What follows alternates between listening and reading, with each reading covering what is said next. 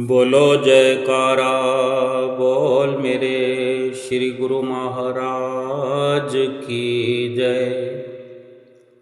सभी गुरुमुख प्रेमियों से सप्रेम जय सच्चिदानंद।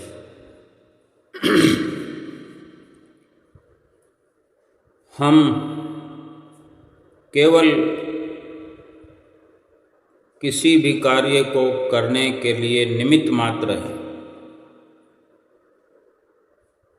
इससे ज़्यादा और कुछ भी नहीं। कोई भी कार्य छोटा हो बड़ा हो, कभी ये समझने की भूल हमें नहीं करनी चाहिए कि ये कार्य मैं कर रहा हूँ, या अपने नाम से कोई कार्य करना ही नहीं चाहिए। भगवान श्री राम के समय में समुद्र में, पानी में पत्थरों का तैर जाना, समुद्र पर सेतु बन जाना, वानर सेना के द्वारा रावण पर विजय प्राप्त होना, भक्त हनुमान के हाथों बड़े बड़े काम होना, क्योंकि केवल उनका मान बढ़ाने का कार्य किया, उन्हें निमित्त बनाया। करने कराने वाले तो भगवान श्री राम थे। ऐसे ही भगवान श्री कृष्ण के समय भी तरह तरह के दृष्टांत हमने सुने हैं, और हमारे श्री परमहंस दयाल महाराज जी ने जो इतनी मधुर और इतनी बड़ी रचना रचाई, जो आज हम अपनी आँखों से देखकर प्रफुल्लित होते हैं कि देश विदेश में भक्ति और परमार्थ का डंका बजा दिया है। घर घर में सतगुरु परमहंस विभूतियों के रूप में विराजमान हैं, और गुरुमुख प्रेमी अपना जीवन कितना सुखद अनुभव करते हैं। और गुरुमुख प्रेमी केवल निमित्त मात्र बन करके हर कार्य को, चाहे वो दुनियावी हो या पारमार्थिक हो, शारीरिक हो या आत्मिक हो, गुरुमुख ही भली भांति ये जानते हैं कि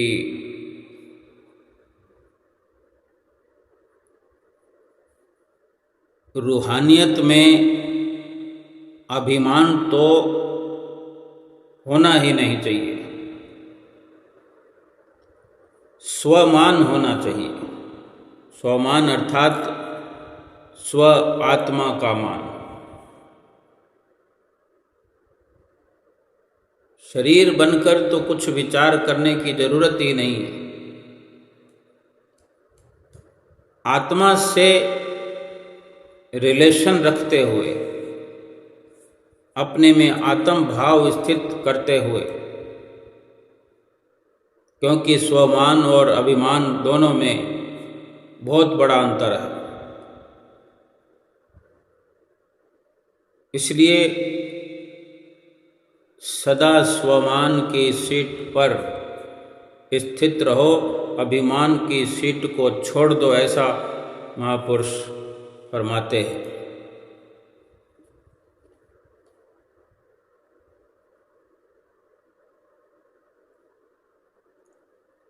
ये महापुरुषों के समय समय पर वचन जो हम सुनते हैं कि जैसे शरीर को तो हम रात और दिन खिलाते पिलाते हैं, शरीर का भरण पोषण ठीक से करते हैं, और शरीर के भीतर जो शरीर का मालिक आत्मा है, इसको भूखा प्यासा रखते हैं। भला उस घर की सफाई और श्रृंगार भी कोई काम आएगा कि घर की साजो सजा में कोई लगा हो, घर को चमकाने में लगा हो, क्या भीतर से क्या बाहर से, और घर में रहने वाला जो मालिक है वो भूखा पड़ा हो, प्यासा पड़ा हो। ये इसी प्रकार ही तो है कि शरीर रूपी घर जिसको हम रोज रोज इतना संवारते रहते हैं, तंदुरुस्त रखते हैं, थोड़ी सी कोई हारी बीमारी हो जाए, शरीर अस्वस्थ हो जाए तो आसमान सर पे उठा लेते हैं। दवाई वगैरह, डॉक्टर, घर के इलाज, हर प्रकार से पुरुषार्थ करते हैं शरीर को ठीक करने के लिए, तंदुरुस्त रखने के लिए, पर अंदर बैठी हुई आत्मा को ना कभी खिलाने पिलाने की चिंता करते हैं। आत्मा ने क्या खुराक खानी है, क्या खुराक आत्मा की है, कभी विचार नहीं करते। आत्मा को उसकी खुराक जरूर मिले, उस आत्मा की खुराक क्या है? आत्मा की खुराक एक ही है जो सतगुरु ने हमें सच्चा नाम बख्शा, उसका सुमरण करते चले जाए।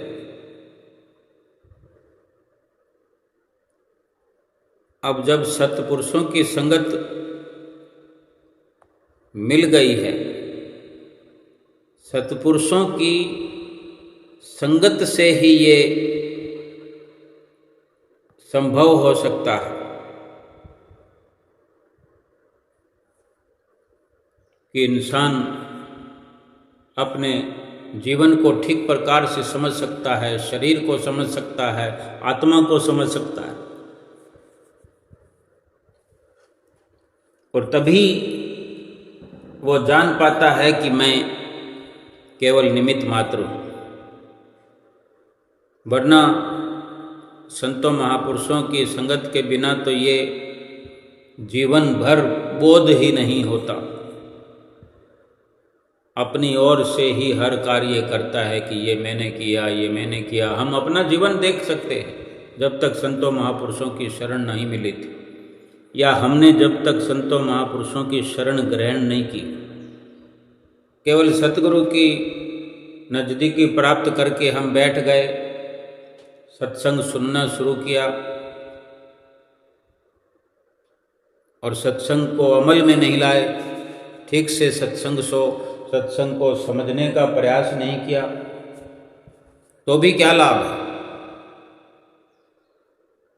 रोज सत्संग सुनते सुनते वर्षों बीत जाएं और यही हमारा ज्ञान बना रहे कि मैं सत्संग सुनता हूँ, मैं ये करता हूँ, मैं वो करता हूँ। ऐसे ऐसे गुरमुख प्रेमी भी हैं जो वर्षों तक दर्शनों के लिए तरसते रहते हैं। वो बार बार पुकार करते हैं, हे गुरु महाराज जी, मुझे भी दर्शनों के लिए बुलाओ, मुझ पर कृपा करो। ये सबके लिए जरूरी है समझना कि सतगुरु की कृपा के बिना संभव नहीं है। अपने अंतःकरण में एक अनुभव सदा करना चाहिए कि सतगुरु की कृपा ना हो, परमात्मा की दया ना हो तो भला हम एक कदम भी चल सकते हैं। अगर हम सुमरन भी करते हों, जैसे कि श्री गुरु महाराज जी रोज वचन फरमाते हैं, अगर हम नियम पूरी तरह निभाते हों, 2 घंटे सुमरन करते हों, फिर भी ये भाव अपने अंदर बना रहे कि मेरे श्री गुरु महाराज जी की असीम कृपा है कि मैं 2 घंटे भजन सुमरन कर पाता हूँ।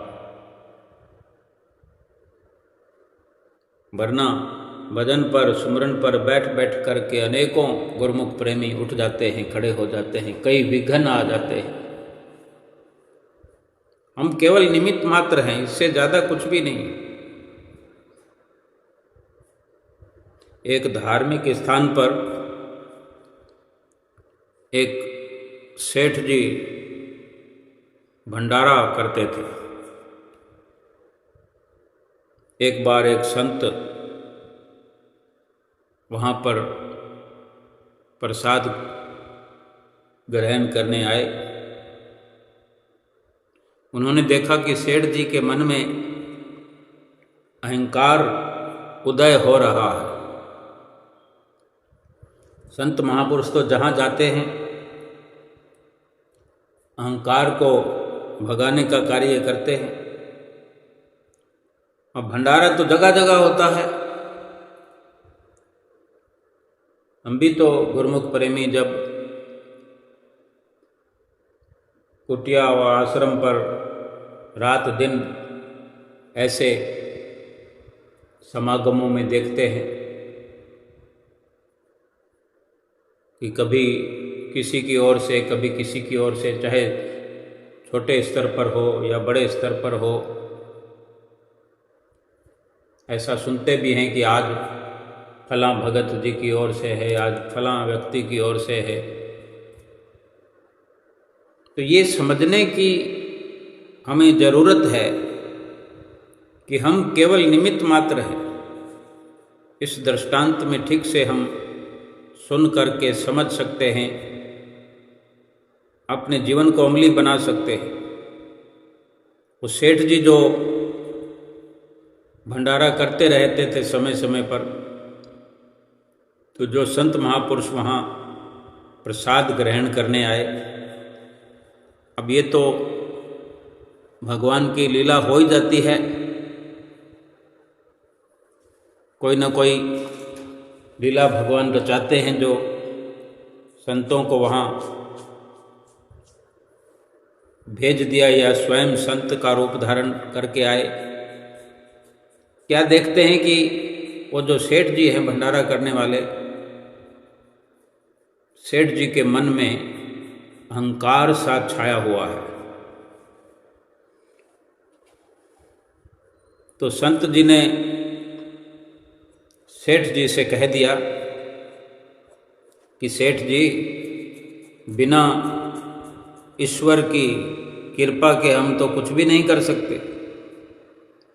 उसकी कृपा ना हो तो खिलाना तो दूर, खिलाना तो बहुत दूर की बात है, सामने अगर थाली खाने की परोसी हुई हो, और थाली भी क्या, थाली की क्या बात करें, हाथ में लिया हुआ ग्रास भी हाथ में पड़ा रह जाता है। संत जी ने कहा कि सेठ जी, आप यही सोचना कि दाने दाने पर लिखा होता है खाने वाले का नाम। हम कौन होते हैं किसी को खिलाने वाले? अरे ये तो उसकी प्रभु की महानता है जो कर तो वो रहा है और मान हमारा बढ़ा रहा है, नाम हमारा कर रहा है। संत जी ने कहा, सेठ जी, काम तो राम जी को करना है, प्रभु जी को करना है, वो करेंगे ही। आप तो ये समझना कि उन्होंने इस धर्म कर्म के लिए आपको चुना है, ये आपका परम सौभाग्य है। इस प्रकार संत जी सेठ जी से ये सब कह करके, ये सत्संग, ये वचन करके चले गए। सेठ जी को ये सुना हुआ सत्संग जो है हजम नहीं हुआ। अब अगर भगवान सब अपनी ओर से सब कुछ भगवान ही करते हैं तो कुछ हजम तो फिर हमें करना ही पड़ेगा कि संतों ने अगर हमें सत्य का आईना दिखाया है तो कुछ अमल तो हमें करना पड़ेगा, परिश्रम करना पड़ेगा, अपनी अकल और बुद्धि पर जोर देना पड़ेगा। लेकिन नहीं, सेठ जी को विचार करने का भी मन नहीं हुआ कि संतों ने जो कहा है एक बार सोच कर देखूं कि कितनी सच्चाई है। बस उल्टा विरोधाभास होने लगा, विरोध के विचार उभरने लगे। क्योंकि अहंकार अगर अंदर डेरा डाले हुए हो तो वो निकलता नहीं है आसानी से।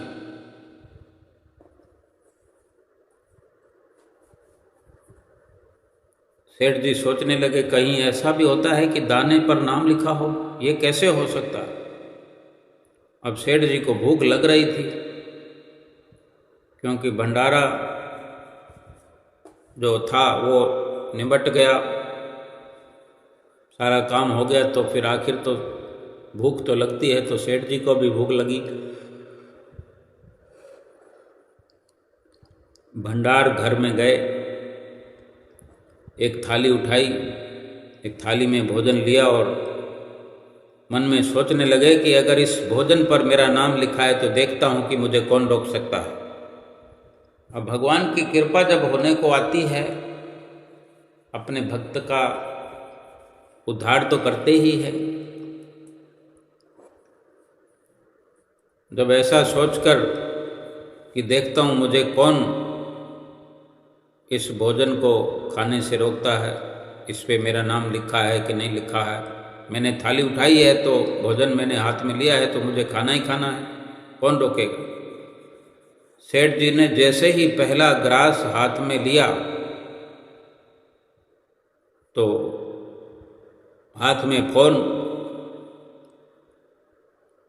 जो कि आजकल हम फोन के बिना तो रहते ही नहीं है, फोन को अपने आस पास रखते हैं, अपनी जेब में रखते हैं। फोन की घंटी बज गई। एक हाथ में ग्रास था, दूसरे हाथ में फोन चालू किया। ग्रास तो हाथ में पड़ा है, पहले फोन सुनने लगे। फोन उन्हीं के घर से था, सेठानी का फोन था, और उधर से आवाज़ आई कि एक्सीडेंट हो गया है।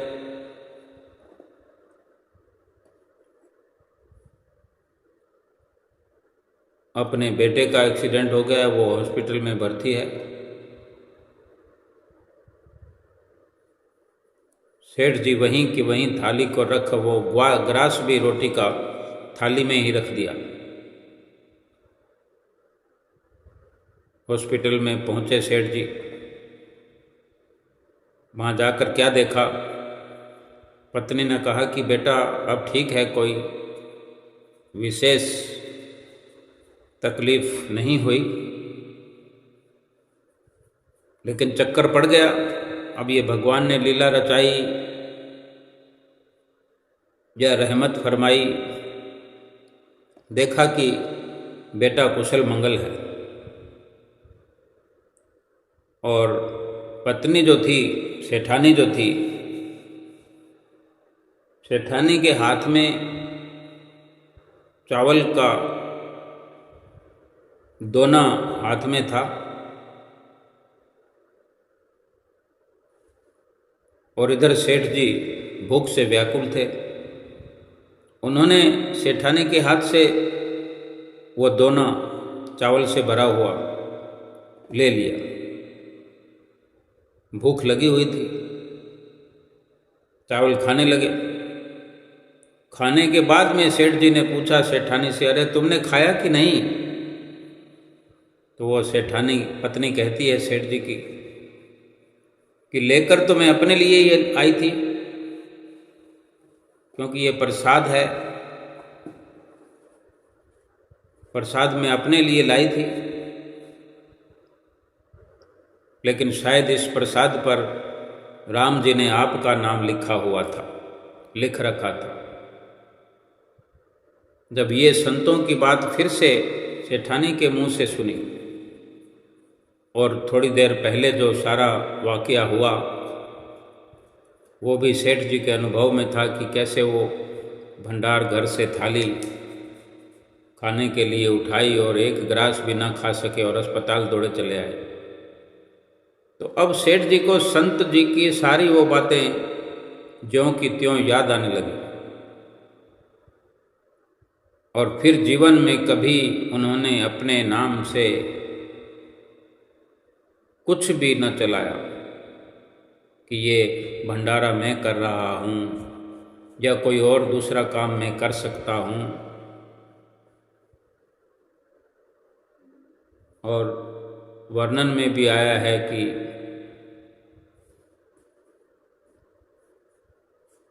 करता करे न कर सके, गुरु करे से होए, सतगुरु करे सो होए। तो जीवन में ये अहम महापुरुषों के वचन हम पढ़ते हैं, लेकिन उस पर अमल नहीं कर पाते। जैसे कहते न, हाथी के दांत दिखाने के और खाने के और। जिंदगी में ये सदा याद रखना चाहिए कि यदि कोई अच्छा कार्य, विशेष कार्य या कोई शुभ कार्य संपन्न हो जाए, कभी भी ये ख्याल नहीं करना कि मैं कर रहा हूँ। तुरंत यही सोच उजागर हो कि मुझसे मेरे मालिक करवा रहे, मेरे सतगुरु करवा रहे, मेरे परमात्मा मुझसे करवा रहे हैं और सारी दुनिया को ये दिखा रहे हैं, मेरा नाम करवा रहे हैं। जैसे भक्त लोग गाते हैं कि करते हो तुम कन्हैया, मेरा नाम हो रहा है, मेरा आपकी कृपा से सब काम हो रहा है। एक भक्त के जीवन में, एक सेवक के जीवन में सतगुरु के बिना भला है ही क्या। जिसने भी ये समझने की भूल की है कि मैं कर रहा हूँ, वो सतगुरु से, ईश्वर से, राम जी से दूर हो गया, दूर होता चला गया। अगर प्रभु का सामीप्य चाहते हैं, सतगुरु की नज़दीकी चाहते हैं, तो हमेशा ये समझना चाहिए कि मैं नहीं कर रहा हूँ, मैं हूँ ही नहीं। क्योंकि जिसको आत्मा का भान है, जो आत्मा में स्थित हो रहा है, आत्मा में स्थित होता हुआ आत्मिक दृष्टि से केवल कर्तापन का भाव लिए हुए ही आगे बढ़ रहा है और वो यही समझ रहा है कि मेरे प्रभु ही मुझसे ये करवा रहे हैं, वरना मैं करने वाला कौन हूँ, मेरे शरीर में क्या ताकत है। और जो आत्मा में स्थित हो जाता है उसे तो कुछ फिर और समझने की जरूरत ही नहीं है। जब तक आत्मा में स्थित नहीं होता इंसान, जीव, तब तक ही मैं कर रहा हूँ, मैं कर रहा हूँ। जब तक शरीर का भान रहेगा, शरीर का ज्ञान रहेगा, तभी तक मैं की विचारधारा बनी रहेगी। और जब आत्मा में स्थित हुआ जीव इस हकीकत से रूबरू हो जाता है कि मैं तो एक निमित्त मात्र हूँ, इससे ज़्यादा और कुछ भी नहीं, निज चरणन की भक्ति है नाथ मुझे दे दो, वाणी में भी शक्ति है नाथ मुझे दे दो, तेरी सेवा मिलती रहे इतनी सी कृपा मुझ पर कर दो। बस ये आशीर्वाद प्रभु से हर वक्त चाहते रहे।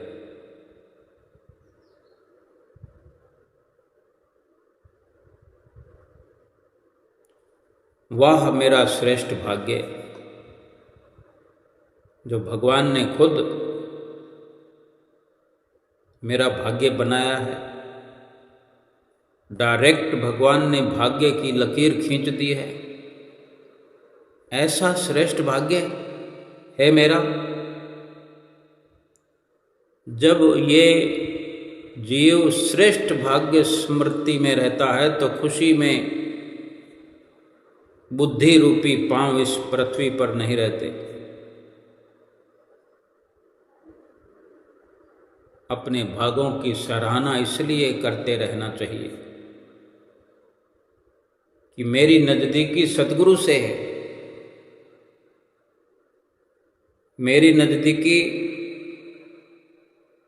उस परमपिता परमेश्वर से है। संसार के सभी सामान तो क्षणभंगुर हैं।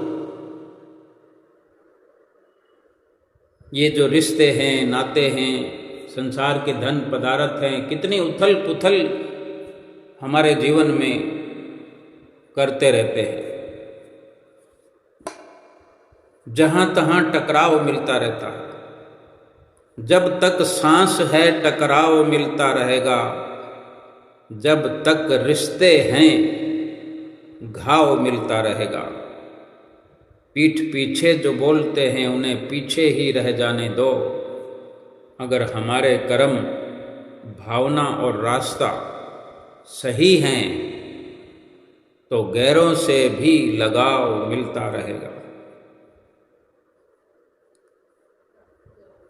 सच्चे सत्संगी को चाहिए कि जिस भी तरह से हो सके हर रोज मन से दुनिया की प्रीत कम करता जाए। ये पहला कार्य है एक सत्संगी का, एक सेवक का, एक भक्त का, एक गुरुमुख का, कि शरीर से जो दूसरे रिश्ते बने हुए हैं सभी शारीरिक संबंध ही तो हैं दुनिया के। ये शरीर भी झूठा और शरीर से जुड़ने वाले सब रिश्ते भी झूठे। इन्हीं का अभिमान लेकर के हम अपनी आत्मा को भूले हैं, परमात्मा को भूले हैं।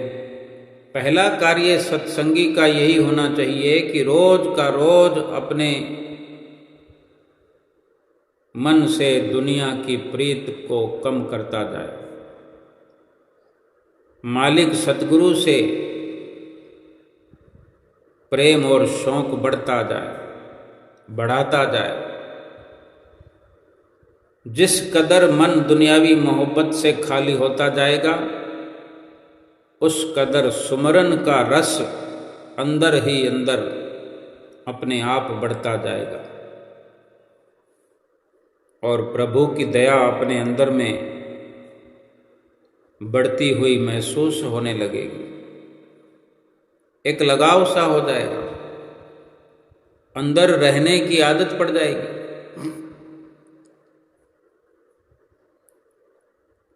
दुनिया का जो रुतबा इंसान चाहता है, अगर परमात्मा से प्रीत है तो दुनिया की किसी शय की कमी नहीं रहेगी। दुनिया से सच्चा प्रेम किए हुए परमात्मा से झूठा झूठा भाव दिखाते हैं।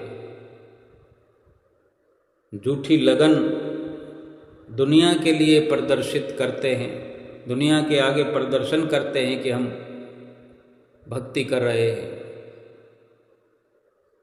हम भक्त बने हैं, सेवक बने हैं।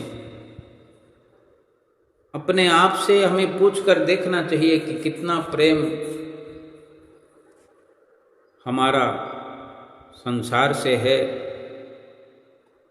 और कितना सतगुरु से। अपने आप फैसला हो जाएगा।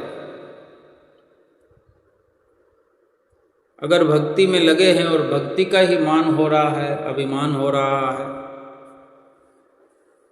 तो भक्ति तो खंडित हो रही है।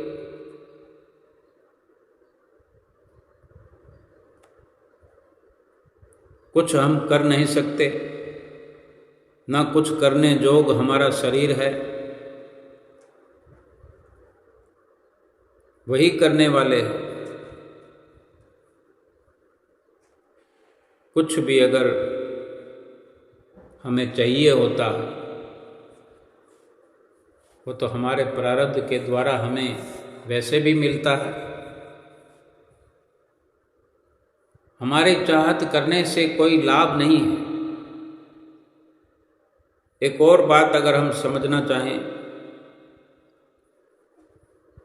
विचार कर सकते हैं कि जब हमारा जन्म हमारी मर्जी से नहीं होता, हमारी मृत्यु भी हमारी मर्जी से नहीं होती,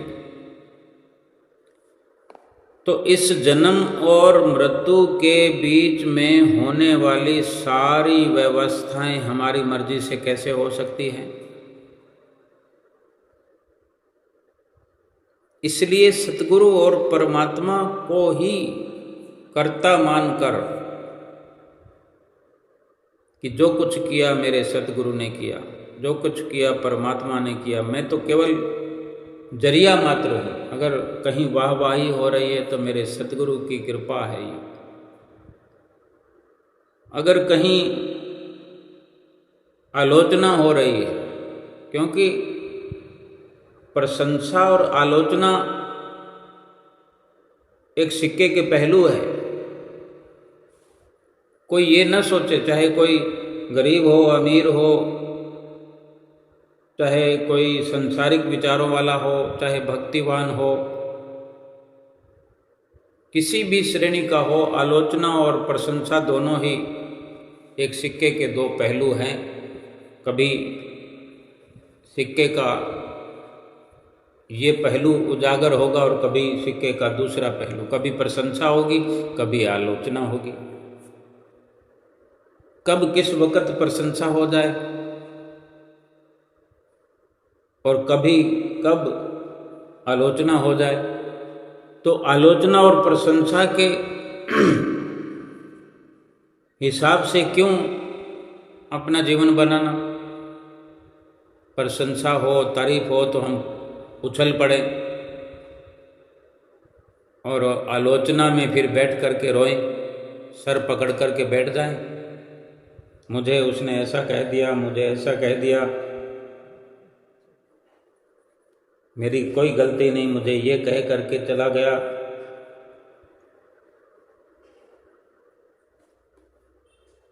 बहुत बड़ा ये संदेश प्रभु का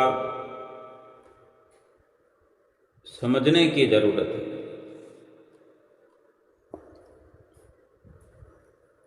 कि जब जन्मना और मरना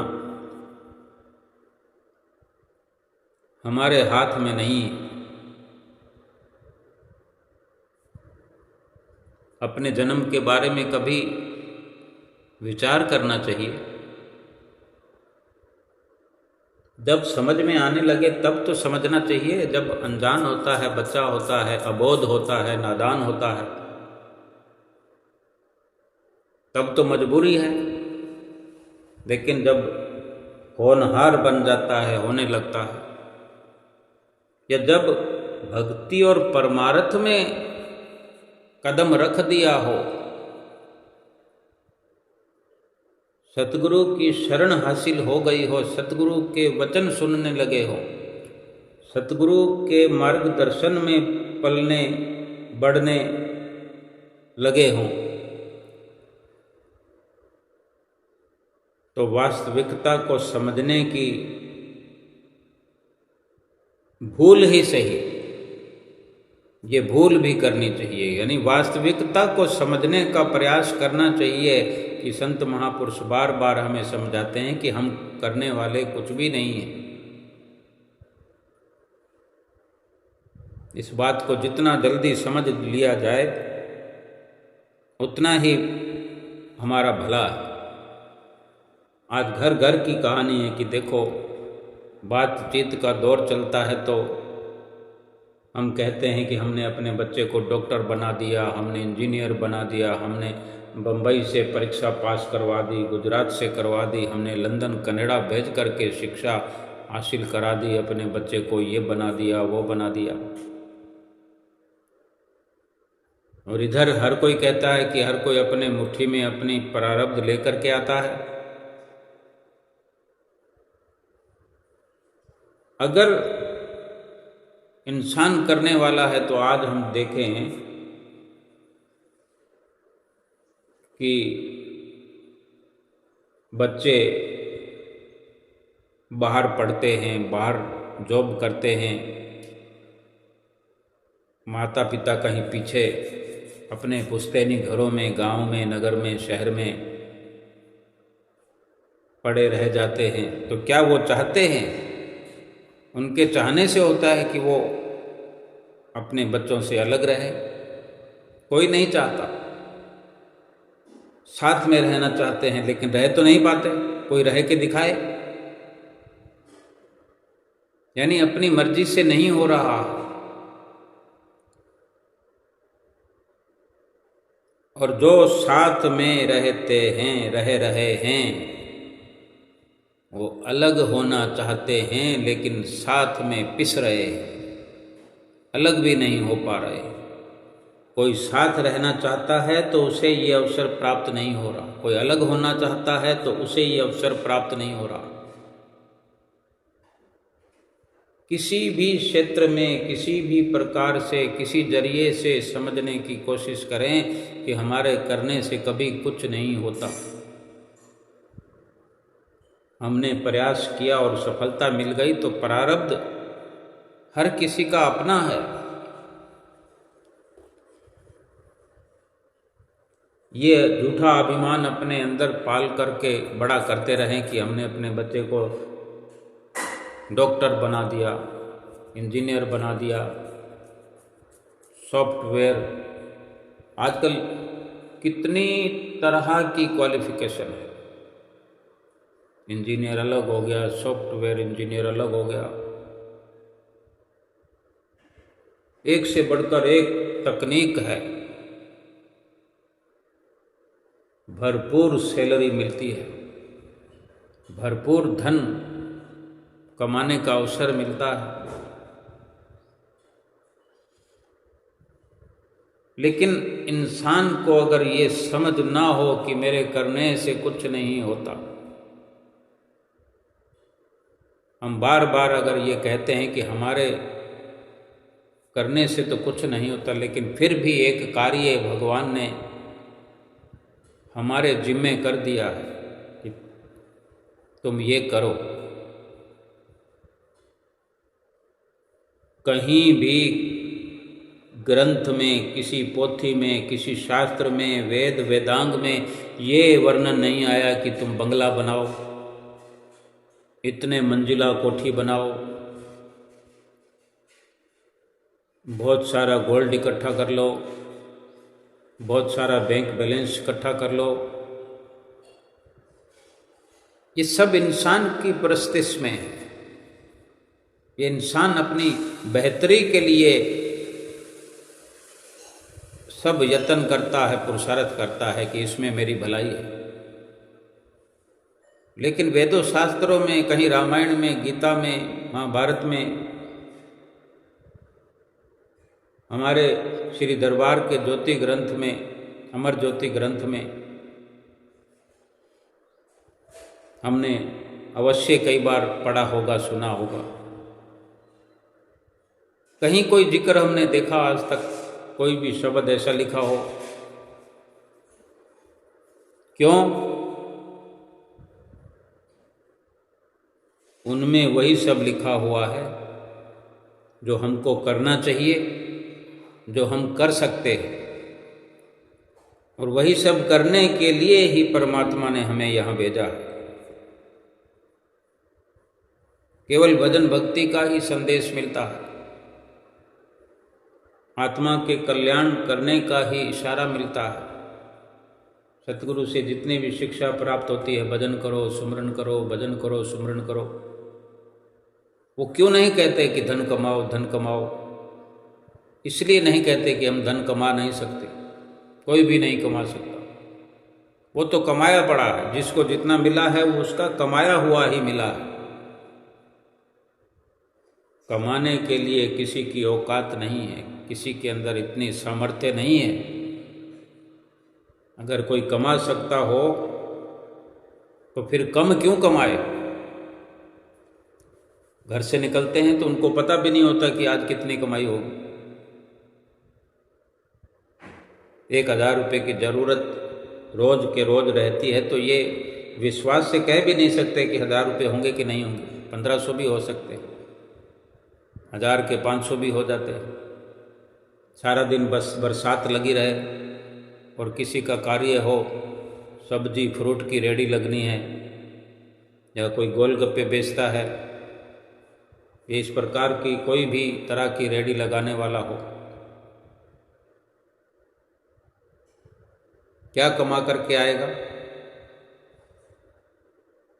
गोलगप्पे वाले और इस तरह की खाद्य सामग्री बेचने वाले शाम के वक्त निकलते हैं घर से, दिन भर माल तैयार करते हैं और शाम को रेडियां लगाते हैं जहां उनका ठिकाना होता है। और बरसात का मौसम हो जाए, आंधी हो जाए, तूफान हो जाए, बरसात के दिनों में तो अक्सर यही होता है कि रोज कई कई दिनों तक ये मौसम खराब रहता है। क्या कमाई करते हैं वो? एक छोटे से स्तर पर हम विचार करते हैं। चेहरे का रंग उड़ा होता है, कोई भी नहीं चाहता कि मैं खाली हाथ घर लौटूं। इसके मुकाबले में बड़े बड़े सेठ साहूकारों को ले लो, जिनकी फैक्ट्रियां चलती हैं, मिलें चलती हैं, कंपनियां चलती है, लाखों कमाते हैं रोज, करोड़ों भी कमाते हैं रोज। कितने कितने लोग काम करते हैं उनके पास। लेकिन किसी शास्त्र में या किसी संत ने, महापुरुष ने अपने जीवन काल में, अपने समय में, किसी युग में, किसी देश में कहीं भी कभी भी ये वचन नहीं लिखे, ये वचन नहीं फरमाए कि आप धन कमाया करो, आप बंगला बना लो, परिवार बना लो। बल्कि वो यही कहते हैं कि चाहे जितना बना लो, मुकद्दर से, प्रारब्ध से ऊपर तो एक राई रत्ती भी नहीं बना सकते। बल्कि वो संतों के अनुसार ये सब कुछ उल्टा है, उल्टी विचारधारा है। संसार के नज़रिए से और परमार्थिक संतों के नज़रिए से देखें तो बिल्कुल विपरीत है। वो केवल यही कहते हैं जो कुछ कमाना है कमाओ, या सही मायने में तो वो यही मार्गदर्शन करते हैं कि जो प्रारब्ध में लिखा है वो तुम्हें मिलेगा। ज़्यादा जोर लगाने की ज़रूरत नहीं है, ज़्यादा भाग दौड़ करने की ज़रूरत नहीं है। और ज़्यादा भाग दौड़ और परिश्रम करने की अगर चाहत है तो वो भक्ति में करो, परमार्थ में करो, आत्मा के लिए करो।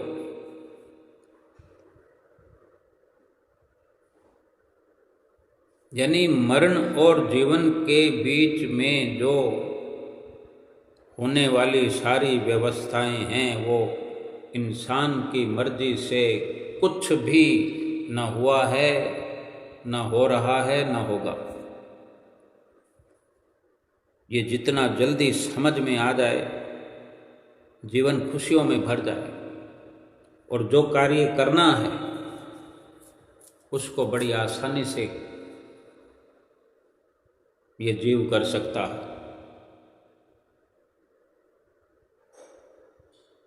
क्योंकि संतों के वचन को हजम करने की जरूरत है। रात दिन हम ठीक से समझने की फिर एक बार कोशिश करें कि हमें रात और दिन भजन सुमरन करने के लिए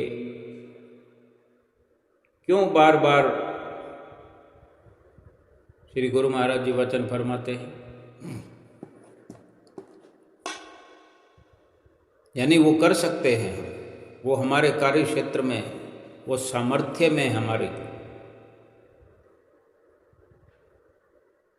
और बाकी संसार के भोग पदार्थ तो जो मुकद्दर में लिखे हुए हैं, प्रारब्ध में लिखे हुए हैं, कर्मों के अनुसार मिलना तय है।